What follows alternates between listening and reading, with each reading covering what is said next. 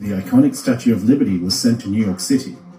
A new Lady Liberty is on its way to the United States of America. But has the US renewed its vows with liberty, democracy, and freedom?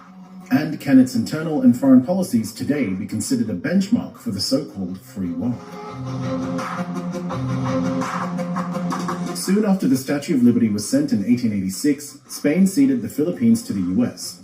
Seeking colonialism, the US was faced with a Filipino independence struggle. According to the US State Department, the US killed more than 20,000 Filipino combatants, and more than 200,000 Filipino civilians were killed in US concentration camps as a result of violence, famine, and disease. Despite the US playing a vital role in defeating Nazi Germany, declassified documents have revealed many of the US's scandalous dealings with the Third Reich. This includes direct collaboration from the American company IBM and its founder, Thomas Watson, that stretched into the war years. According to a Guardian investigation, George Bush's grandfather, US Senator Prescott Bush, was also a director and shareholder of companies that profited from their involvement with Nazi Germany. And finally, US government officials in collaboration with the CIA actively recruited and worked with known Nazi war criminals such as fascist ideologue Emil Augsburg, who was employed in the US's crusade against Soviet Russia during the Cold War. Despite the overwhelming victory of the Allied powers in the Second World War, the US detonated 2 nuclear weapons on Hiroshima and Nagasaki in Japan, killing more than 200,000 civilians. This remains the only use of nuclear weapons in the history of armed conflict. At the start of the 20th century, the US shaped or installed governments in many countries around the world, including neighbors Panama, Honduras, Nicaragua, Mexico, Haiti, and the Dominican Republic.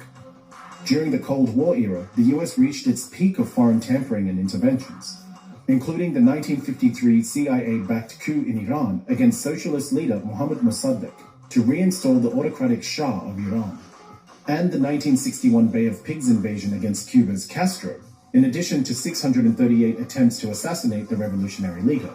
According to a report published in the New York Times, the US led at least 81 overt and covert known interventions in foreign elections during the period 1946 to 2000.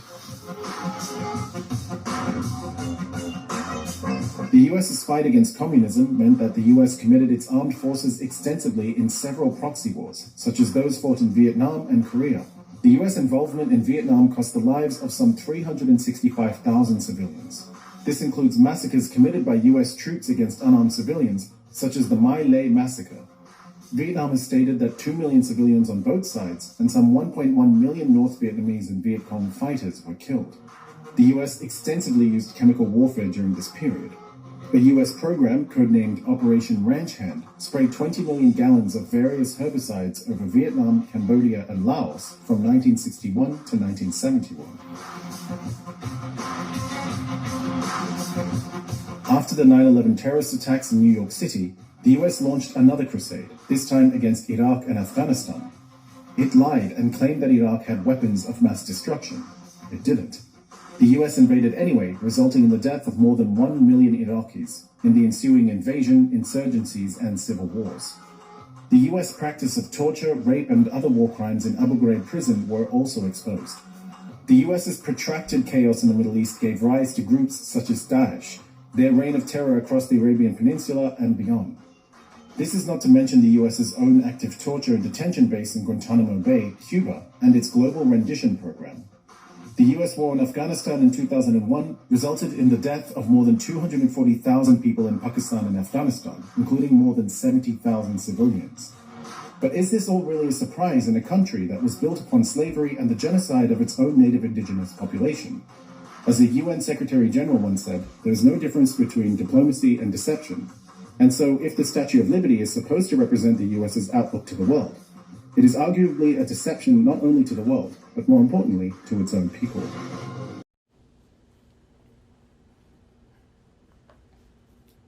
Man, and there's many more crimes, okay? What about the crimes against Jacob, the Israelites? Okay? All the crimes that you did amongst the children of Israel, which are the so-called blacks, Latinos, and so-called Native Americans, all that supersedes whatever you've done to any of these other heathen nations, okay, the crimes that you've done with us is going to definitely stick. I want to give all praises and glory to Yahweh, Bahashem, Yahweh Shai, Bahashem, Ruach Kadash. Double honors to the apostles of Great Millstone, who ruled well and taught us this 100% truth through the spirit of Yahweh Shai. To the elders, to the brothers and the sisters that's part of this 100% fold, Shalom. All you that scattered across the four corners of the earth, that diligently seek the truth of the Lord Yahweh B'Shem Yahweh Shai, Shalom. Okay? This is Emmanuel coming at you again. Listen, let's go straight to Jeremiah real quick. Let's go to Jeremiah. Because I don't understand why they thinking that you can commit all these crimes and you can do all these things to these other people and that no recompense is going to come upon your head. That's anybody. That's anybody that's doing wicked. It doesn't matter what nationality you from. You're going to reap what you sow. Okay? But in this instance right here, Esau think he just got away. But see, all these other nations feel the same as we feel. See, all these other nations, though, are going to do evil upon evil. But us, the Hebrew Israelites, part of the Great Millstone affiliates and GMS itself, we don't have to do that. Okay? We're going to continue to give you what thus saith the Lord. And we're going to do it that way. That's our peaceful protest. Reading these scriptures.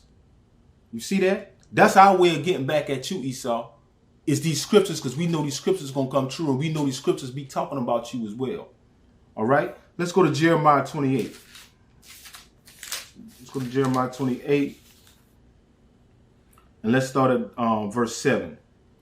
Nevertheless, hear thou now this word that speak in thine ears, and in the ears of all people. The prophets that have been before me and before thee of old prophesied both against many countries, against great kingdoms, of war and of evil and of pestilence. So basically all these things that everybody is seeing right now, okay? The prophets are old. They already seen that. Okay? That's why they jotted it down in this book through the spirit of Yahweh Shai. Now we back. Now we're gonna witness this thing. Okay? And maybe we have a new Bible, another Bible in the kingdom. You know, that speak about this lifetime. You see that? So the prophets of old, the Lord had been sent us out to prophesy against many kingdoms, against their downfall. To let the people know about the evils upon the earth, about the pestilence, about war. Okay? We already told y'all we already at World War III. Okay? It just haven't really hit America yet. Okay? But they know it's right there. Okay? And we ain't just talking about the missiles coming. We talking about all the things that come with war. The famine, the struggle, the chaos. And America's on the brink of a civil war anyway. We didn't cause that physically. We caused that spiritually. Because when he woke us up, you know, when he bethink us, when we got ourselves together, we started going out and doing what we supposed to do. Now look how many has woken up. Now we're not gonna say they awakened, because the only ones that are awakened are part of the 100% truth that speak the 100% of this Bible. But the awoke ones, look how many people, look how many Israelites that has woken up. You see that? Whether they part of our affiliated with this camp or not. They still woke. Some of them in the other camp, they know they Israelites. They know they ain't no nigger. They might do nigger things, but deep down they know those are bywords. Look how many Israelites don't woke up. Off of what? Thus saith the Lord. We don't got to fight you. We don't got to shoot you. We don't got to come against you on a physical level. That's not what we're gonna do. We're gonna do what our job is, and that's to prophesy.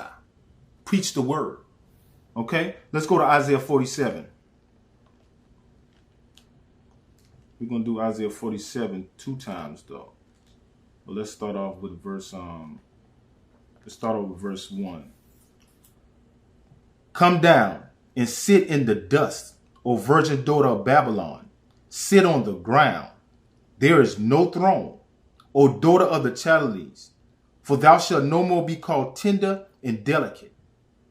Take the millstones and grind meal. Uncover thy locks, make bare the leg. Uncover the thigh, pass over the rivers. Thy nakedness shall be uncovered. Yes, thy shame shall be seen. I will take vengeance and will not meet thee as a man. Okay? So all of that's being fulfilled right now. And it's gonna finish. Okay? This country, this nation is being exposed. Okay? Not only of us Israelites knowing this and teaching it, you got these other nations of people that America has done so wrong to them throughout the years that they're not feeling them no more. And they also know that they come with unrighteous decrees, unrighteous laws, unrighteous sanctions upon these nations that they done stripped and robbed. You got nations that had all these valuable jewels, and America came in and just took it. Okay, and if it wasn't America, it's part of the EU, the ones that are affiliated with America. Okay, that America sends out to these other lands in so-called land of Ham, Africa, and these other countries, but they're really up under American rulership. So you are being exposed, and everybody see it. You know, come in the dust. You gonna be on the ground as the belly. Your belly like it speak of in Genesis. You're cursed upon all the cattle of the earth, upon all the beasts. We talking about you, Esau, and we talking about your kingdom right now. Okay, we talking about all the crimes you've done. It's so many crimes against Jake, I don't even want to speak on it.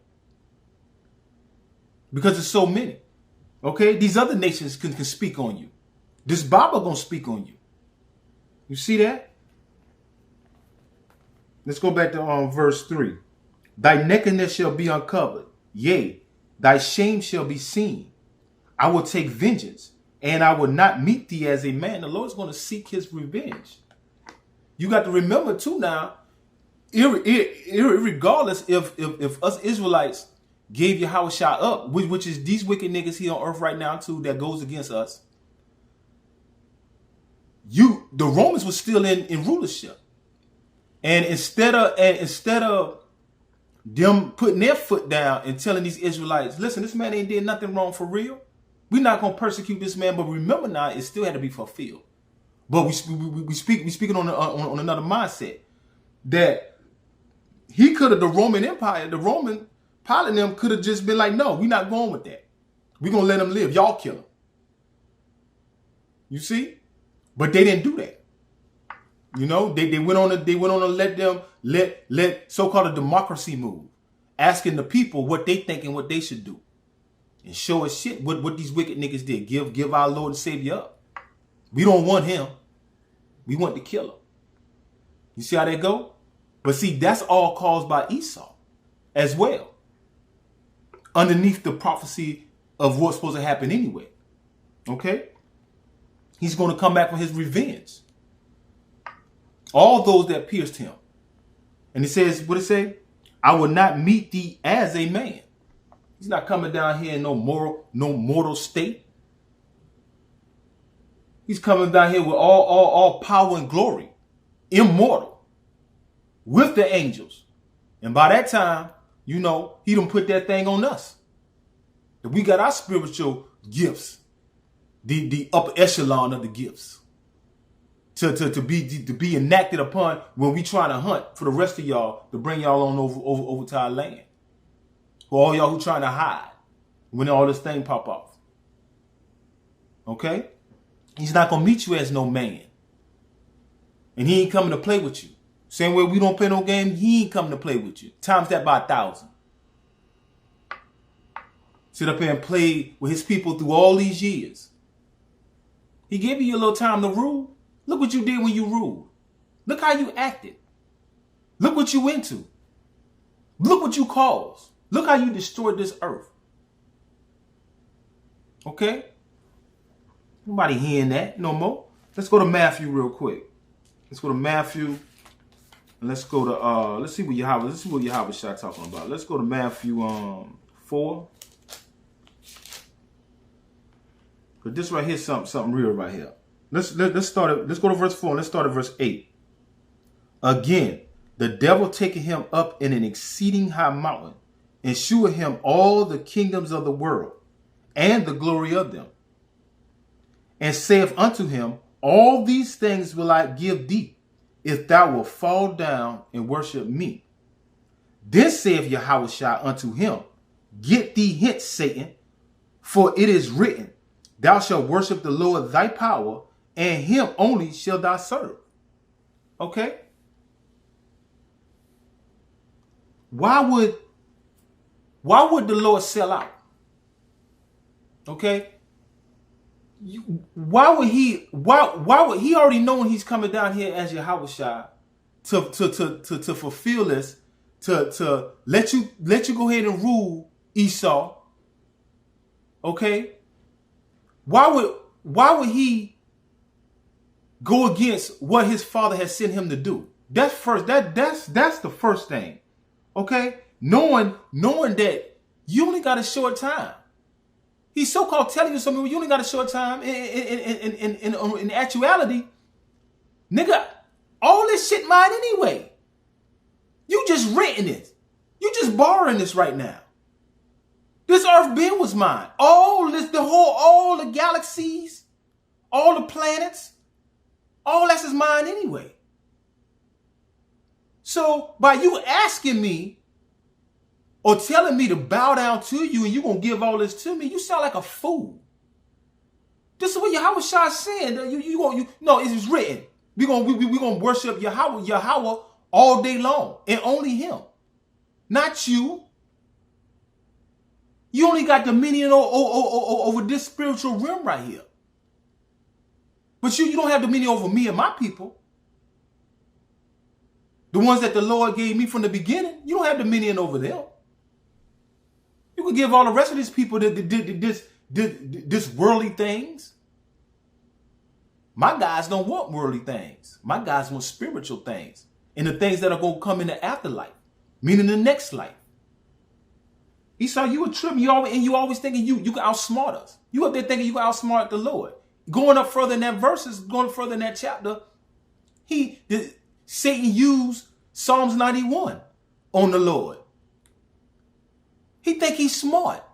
But see, that goes back to the garden as well, when he used them words with Eve. See, Satan will twist them words up. He'll make them sound so good. Right? But really, he's full of deceit. He's full of wickedness. You see that? And these so-called Edomites got the spirit of Satan. Because Esau is the ambassador of Satan. Like we're the ambassador of Yahushua, but they're the ambassador of Satan. And all these crimes you've done and all these people, the Lord about to destroy you. He about to tear your kingdom down. Okay? And everybody's going to witness that. Okay? Let's go to Obadiah. Let's go to Obadiah.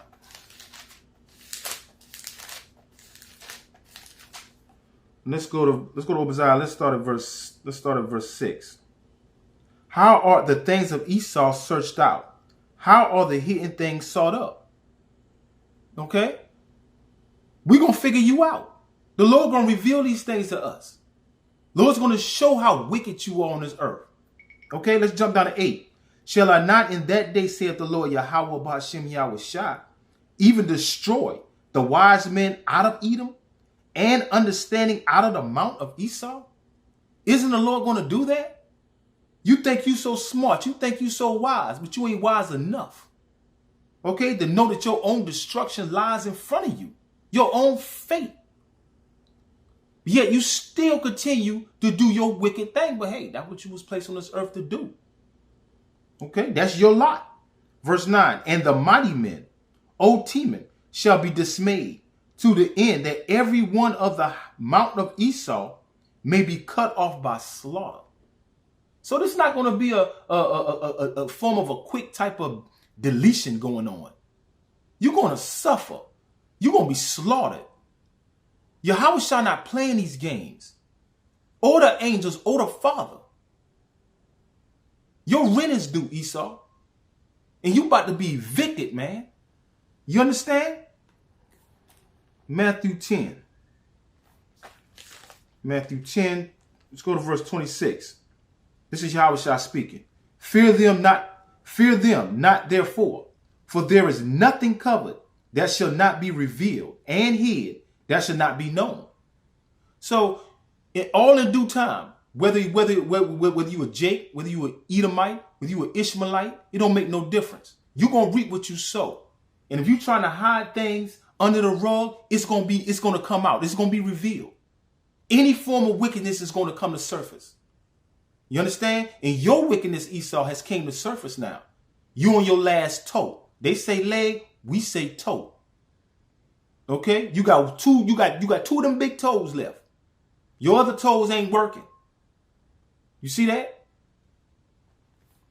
Let's end out on Isaiah. Let's go right back to Isaiah 47. Matter of fact, something just popped into me real quick. Let's go to Psalms first. Let's go to Psalms. So the spirit move. Let's go to Psalms 37. Okay, and let's start at verse 12. The wicked plotteth against the just, and gnasheth upon him with his teeth. The Lord shall laugh at him, for he seeth that his day is coming. You see that? Let's read it again. The wicked plotteth against the just. The just is us. The wicked is Esau, Edom, and all them other nations. But the wicked specifically, because he got his title, is Esau, Edom. Okay? The wicked plotteth against the just and gnashes upon him with his teeth. The Lord shall laugh at him, though. So right now the Lord laughing. We laughing too. Why? For he seeth that his day is coming. Your day of judgment is coming, Esau, and it's coming real soon. Okay? Now let's go to Isaiah. Let's go to Isaiah 47. All right?